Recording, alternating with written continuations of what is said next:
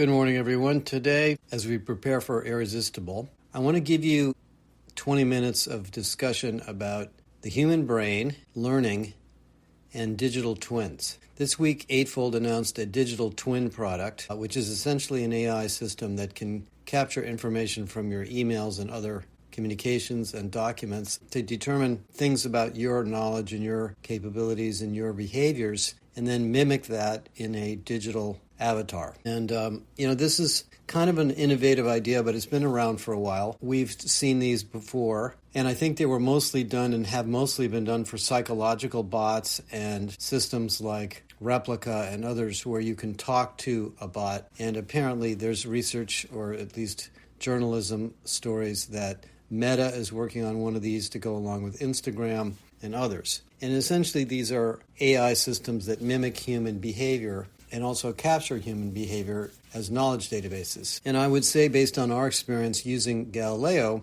this is a really good application of AI, because if you feed a system like this enough information, it does become a very smart consultant. That's exactly what Galileo has done. Now we fed it 25 years of research, not just the behaviors of one person. So, the application that Eightfold's trying to find is an expert, a call center manager, a leader, a manager, somebody in your company who's a guru at something, and capture that information to be shared by others. This is, by the way, what Rolls-Royce is doing, as I've talked about before, to try to capture the information on all the jet engines. Every scientific or customer service or product or technical domain, financial services, has people like this. And so this is a manifestation of knowledge management that is very, very big demand and very, very big market. Whether they be called digital twins or not is yet to be seen.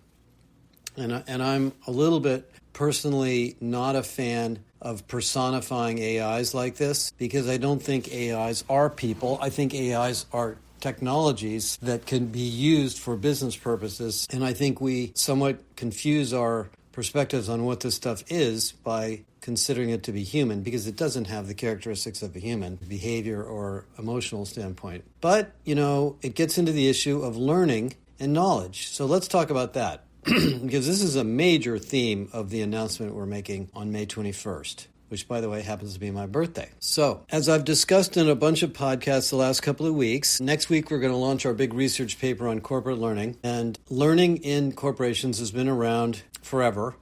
I'm sure back in the Stone Age, somebody had to teach the apprentice how to start a fire, and they probably did that face to face. They didn't really have any other ways to do it. And around the early 2000s, late 1990s, we went to e-learning, and we created all these courses that were in face-to-face experiences and put them online.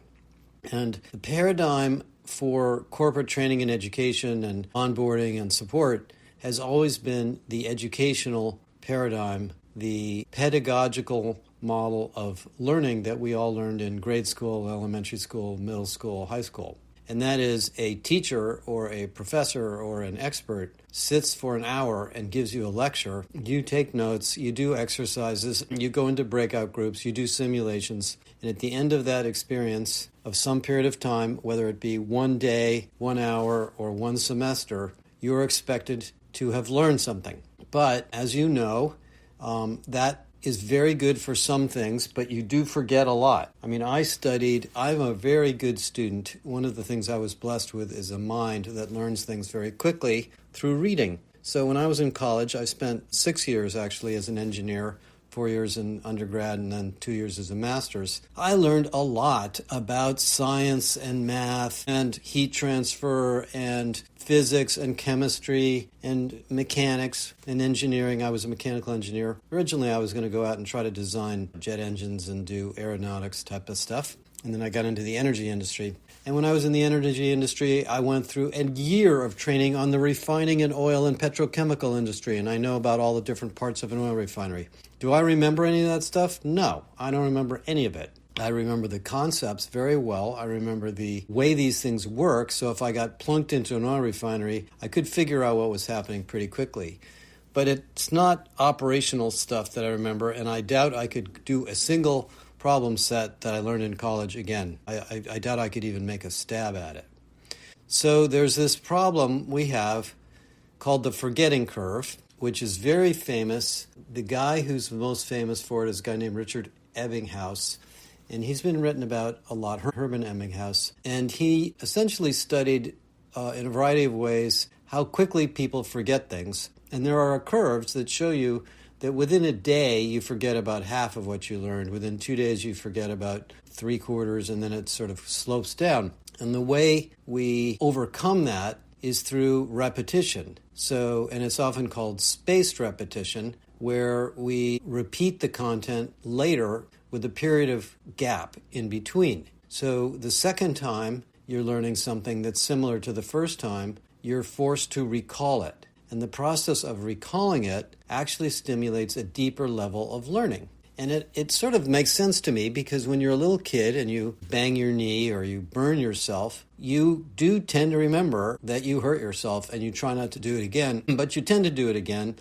And then the second time you say, you know what, that's enough. I'm not doing that again. I've learned my lesson. I used to get a lot of speeding tickets when I was a kid. After 3 or 4 speeding tickets, I stopped speeding. I don't know if that's learning or if that's just being a well-behaved young man, but you know what I mean. So we have apprentices, we have mentors, we have managers, we have tools and performance support systems, all designed to teach people how to do the things they need to do at work, understanding the concept of the forgetting curve, understanding the concept of spaced learning, understanding the concept of reinforcement. And, in the business settings, it's so much different from in the education world, because in the business setting, the thing you're learning might change every day or two. I mean, there could be a new product, a new price, a change in the market. Especially if you're a financial person in the financial services industry, you're learning all the time. So the original educational paradigm of pedagogy is really, really inappropriate. And I'm not an instructional designer by career, but I've worked with a lot of instructional designers over the years.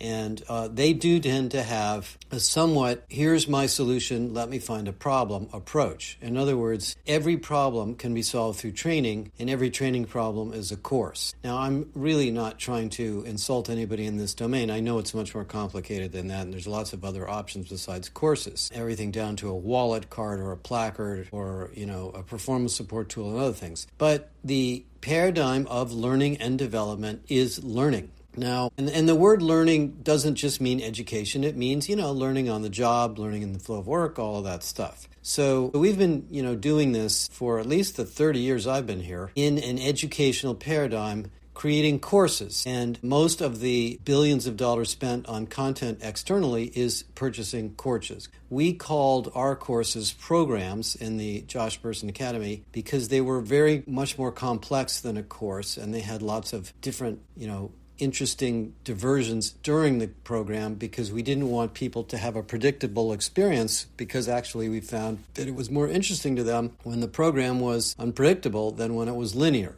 But most courses are linear. Most of them have chapters. They're designed around the SCORM standards that track things like this. They go back to, educational concepts. And you know what? People don't like them. Now, I know that's a general statement. Other than the fact when you're brand new to a topic and then you do like linear learning, most of us don't have time for linear learning. I think young people are much less into it than anybody, because they grew up on TikTok and YouTube Shorts and Instagram. And they want to learn things quickly, and they want to get back to work or back to whatever they were doing before, and they want to be entertained in the process. So over these 20 or 30 years that I've been involved, the learning and development domain, industry, profession has tried to figure out how to use these more interactive, maybe entertaining, short-form, spaced learning, repetitive learning techniques to make corporate learning better. And I would say we've done a meaningful but minor job at that. I mean, I talked to lots of CLOs. We just interviewed almost 40 CLOs. I have all the interviews in Galileo, by the way, so I can summarize them very quickly for you. And the vast majority of the large companies have enormous amounts of training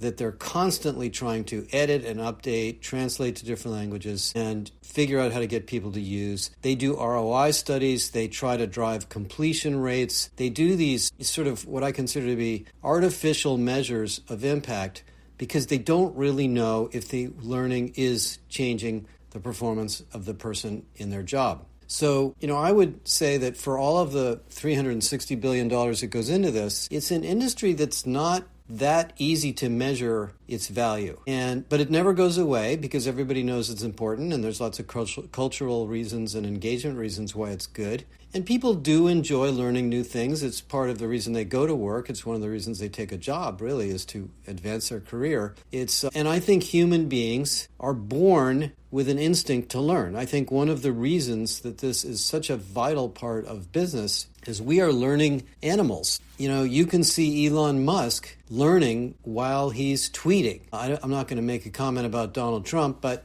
there are many, many people you see that are very, very accomplished in many fields, including me, and they are always learning stuff. I'm learning things every day. That's the reason I work so hard and go to so many conferences and talk to so many people, is there's a never end to learning, and it's something I think most of us have a thirst for in the domains of our interest or our jobs or our careers. So there is appetite for this in every part of your company. The question is, how do we do it effectively, efficiently, in a timely, rapid, scalable, localized manner? That is hard. And, as you're going to read about in the paper next week, the traditional course publishing paradigm is dead. It's not going to die quickly, but it's over. And the reason I'm so strong on this is observe what happened to ChatGPT. ChatGPT launched 2.5 years ago, I think, and it went to 1 billion users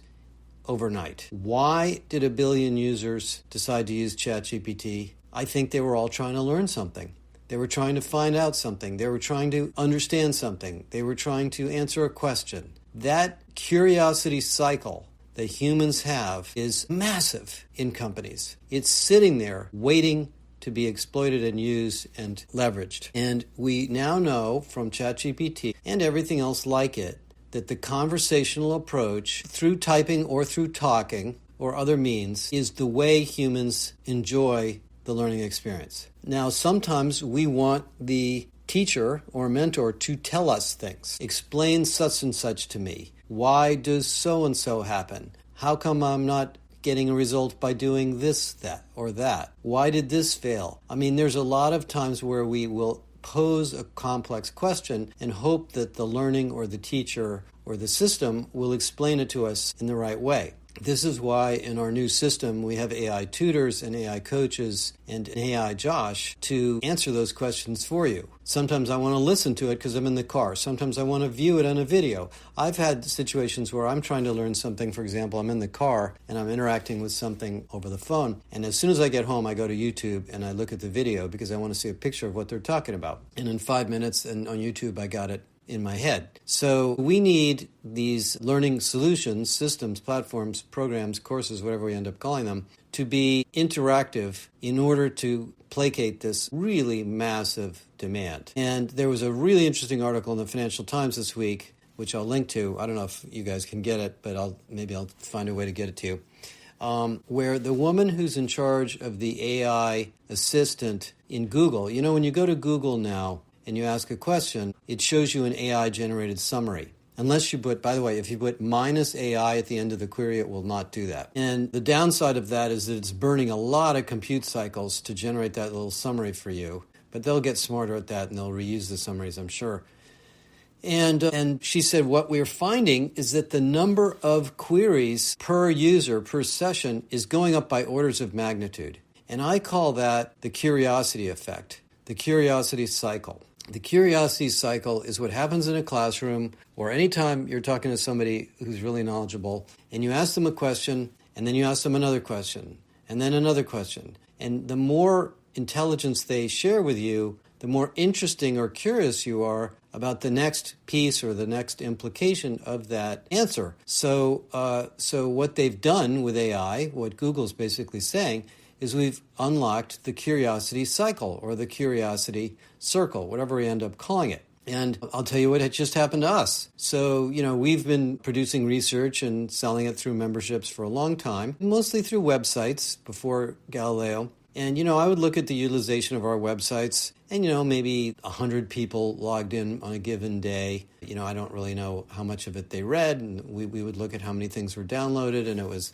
in the range of, maybe 200 to 300 to 500, sometimes on a big day. Depends on how many people are there, what time of day, and so forth. Last week, Galileo had more than 7,000 queries. And I don't know whether the word query is even the right word because they were probably pretty complicated questions. We have individual users that are doing more than 1,000 queries a week.